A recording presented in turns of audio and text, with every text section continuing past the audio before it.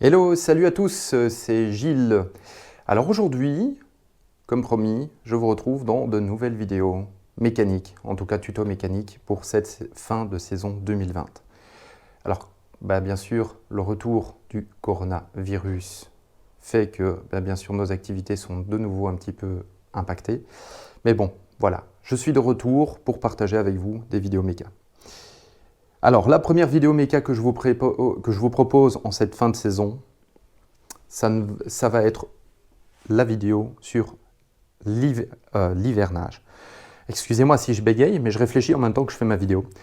Donc, je vais vous parler de l'hivernage. Et bien entendu, c'est ma CBR qui va de nouveau servir d'expérimentation. Donc, bien sûr, j'ai fait toute la mise en place. Sachez que, voilà, elle n'est pas mise comme ça à chaque fois, mais bref. Voilà. Alors, pourquoi parler d'hivernage ?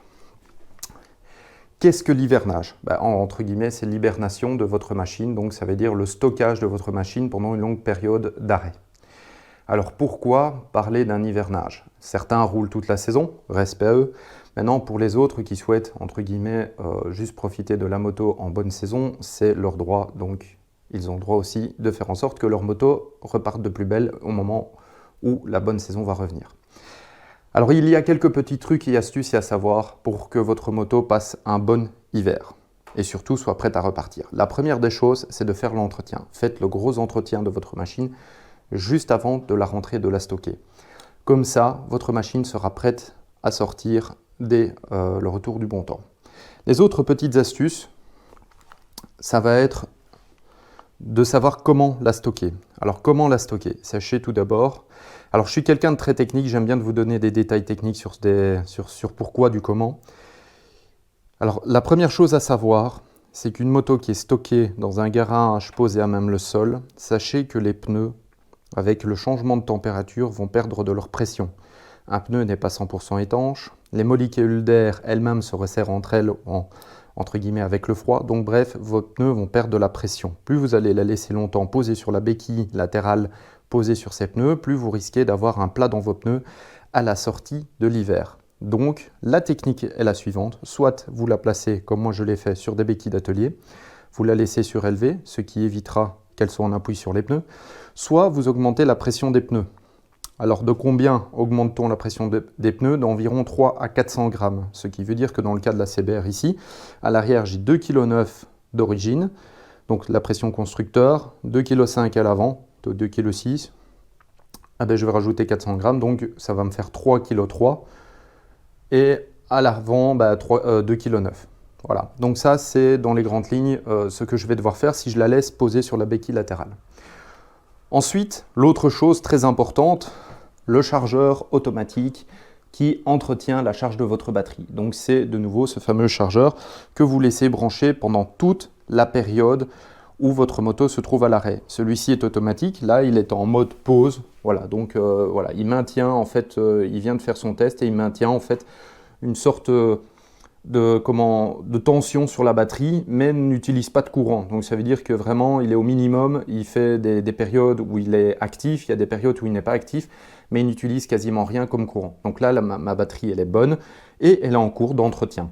Donc voilà, simplement, elle peut passer tout l'hiver comme ça, ce chargeur reste connecté comme ça et on le laisse. Petite facilité avec ces chargeurs-là, donc la marque Optimate, ils vous fournissent un petit câblage. Bon, ici, je n'ai pas ouvert mon capot de selle, mais vous pouvez regarder ma vidéo sur la batterie. Ma batterie se trouve ici en dessous. Normalement, il faut démonter tous des caches et tout pour y accéder. Simplement, j'ai tiré un câble qui vient ici sous mon capot de selle et je branche la prise directement. Sinon, on reçoit des pinces pour brancher sur la batterie, mais bref. Donc, deuxième chose, la batterie. Pensez à entretenir votre batterie. Soit vous la démontez de la moto, surtout si votre moto reste dehors. Moi, je vous conseille de sortir la batterie de votre moto si elle reste dehors. Comme ça, ça évite que le froid ne dégrade en fait les éléments de votre batterie. Donc si votre moto reste dehors pendant tout l'hiver, sortez votre batterie hors de votre moto. Maintenant, certaines batteries se trouvent sous le réservoir. Donc là, c'est galère pour la sortir. Donc à ce moment-là, vaut mieux un chargeur d'entretien comme celui-ci. Troisième point très important, le réservoir justement. Alors aujourd'hui, beaucoup de marques fabriquent des réservoirs en plastique, notamment BMW produit énormément de réservoirs en plastique. Sur d'autres motos, surtout sur les anciennes motos, ce sont des réservoirs en métal. Ça, c'est du fake, c'est un cache en plastique, le réservoir est caché en dessous. Donc, le souci des réservoirs en métal, c'est que quand vous les laissez vides pendant l'hiver, il y a toujours une mise à l'air du réservoir qui se fait. Changement de température, donc cette mise à l'air va faire rentrer de l'air humide à l'intérieur et donc risque de corrosion de l'intérieur du réservoir. Ce qui va se passer quand vous allez sortir de l'hiver, c'est que vous allez remettre en route votre moto et avec les vibrations et l'essence que vous allez remettre dedans, cette rouille va se détacher du flanc du réservoir et tout va partir dans le circuit d'alimentation et vous allez boucher vos injecteurs et vous allez abîmer vos injecteurs. Donc le mieux est de laisser votre réservoir complètement rempli. En plus de ça, aujourd'hui les essences que nous avons sont toutes composées d'éthanol et de multiples additifs, dont celui-ci, ça c'est un additif. Le problème des additifs ainsi que de l'éthanol, c'est que ceux-ci ont tendance à créer des dépôts avec une longue période d'arrêt, ce qui veut dire que les essences ne conservent plus comme avant. Ça veut dire que maintenant, au bout de 3 mois, même des fois au bout de 2 mois, les essences sont occupées déjà de faire des dépôts.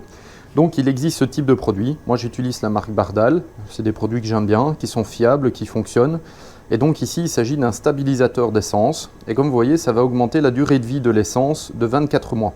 Donc elle va être bonne pendant 24 mois, il n'y aura pas de dépôt, il n'y aura pas de risque ou quoi que ce soit.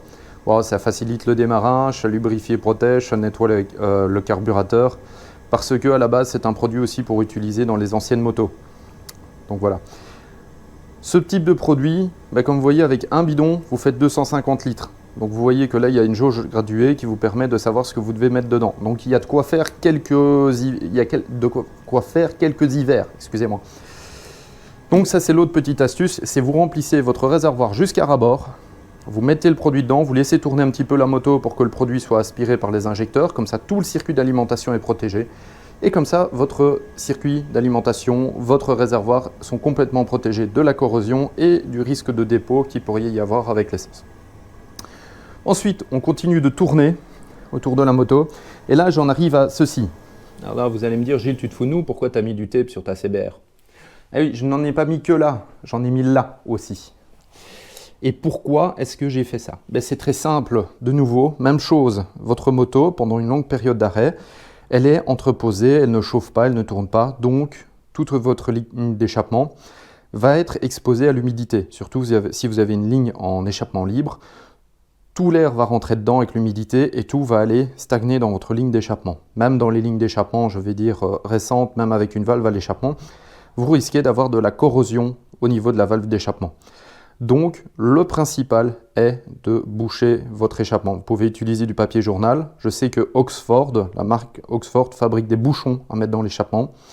Donc, c'est pour isoler votre échappement. De plus, il faut savoir que le moteur, il y a toujours un cycle où les soupapes il y a une soupape qui est ouverte, ou bien admission, ou bien échappement. Bref, les sièges de soupape sont faits en général de métal. C'est de l'acier ou ça peut être de l'acier mélangé avec du titane. Bref, ça peut être un matériau, mais qui peut risquer de se corroder. En tout cas, je peux vous dire que pour avoir travaillé dans le monde de la mécanique, des soupapes corrodées, j'en ai vu, et des sièges de soupapes corrodés, j'en ai vu. Donc si vous laissez votre moto trop longtemps à l'arrêt, avec l'échappement ouvert, vous risquez en fait d'avoir de l'humidité qui rentre et qui remonte jusque dans le moteur, et bien sûr de la corrosion qui peut se faire dans les parois des cylindres aussi. Donc, voilà où est l'intérêt de boucher l'échappement. Alors pourquoi boucher l'admission? C'est simple, même chose, l'humidité peut rentrer et l'humidité va être stoppée par le filtre à air. Alors le souci, c'est que le filtre à air d'origine, c'est un filtre à air en papier. Je n'en ai pas sous la main, je n'en ai plus sous la main. J'ai beau regarder autour de moi, je n'ai plus de filtre à air sous la main. J'ai beau regarder dans tout mon étalage. Bon bref, les filtres à air sont en papier. Une fois qu'ils vont être gorgés d'humidité, ils vont bien absorber le tout et ne vont pas sécher. Vous aurez beau faire démarrer votre moto et ouvrir les gaz, le filtre à air ne va jamais sécher, donc il va rester partiellement bouché par l'humidité. Il risque de pourrir. Donc le souci, c'est que quand vous allez ressortir votre moto, même chose, surconsommation, pollution, et vous allez devoir changer votre filtre parce que vous allez perdre en performance.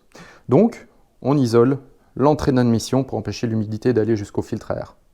Même chose, l'humidité pourrait passer le filtre à air et aller directement dans votre boîte à air et aller abîmer vos injecteurs, ainsi que tout ce qui est au niveau des boîtiers papillons d'admission.